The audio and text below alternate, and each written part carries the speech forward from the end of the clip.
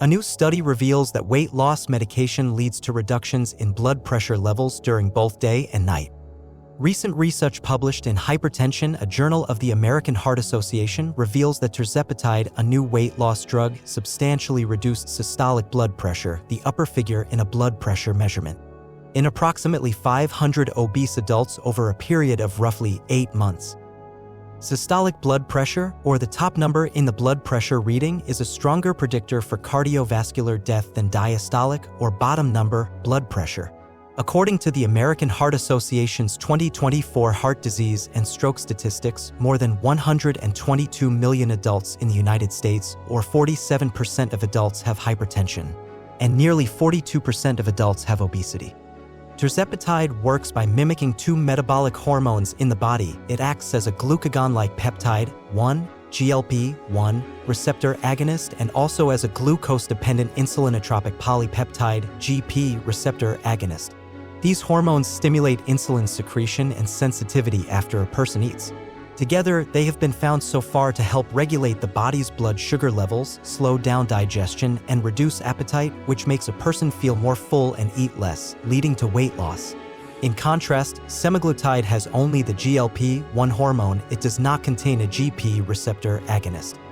In 2022, the Food and Drug Administration approved tirzepatide for prescription as a treatment for type 2 diabetes. In late 2023, the FDA also approved it for chronic weight management for people with obesity, body mass index of 30 kilograms per square meter or higher, or overweight, body mass index of 27 to 29 kilograms per square meter, and at least one weight-related health condition such as high blood pressure, type 2 diabetes, or high cholesterol. These findings indicate treating obesity with the weight loss medication tirzepatide may be an effective strategy for preventing or treating high blood pressure. Although tirzepatide has been studied as a weight loss medication, the blood pressure reduction in patients in this study was impressive. While it is not known if the impact on blood pressure was due to the medication or the participants' weight loss, the lower blood pressure measures seen with tirzepatide rivaled what is seen for many hypertension medications.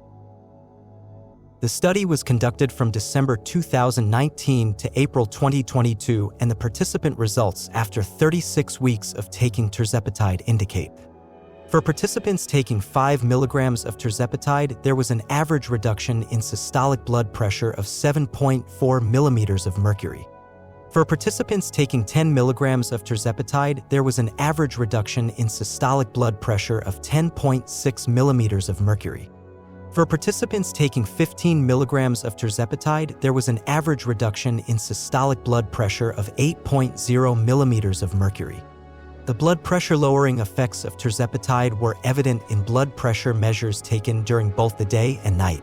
Nighttime systolic blood pressure is a stronger predictor for cardiovascular death and all-cause death than daytime blood pressure readings.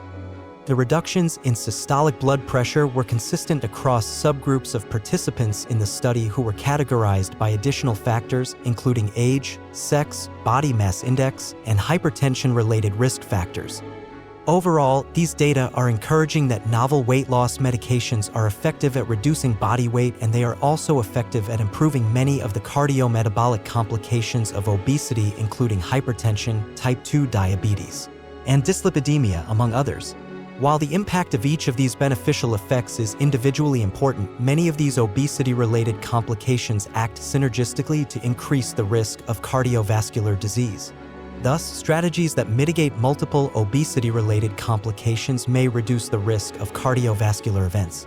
Additional studies will be necessary to determine the long-term impact on cardiovascular events such as heart attack and heart failure. Also, studies are needed to investigate what happens to blood pressure when medications like tirzepatide are discontinued. Does the blood pressure rebound and go back up, or does it remain lowered?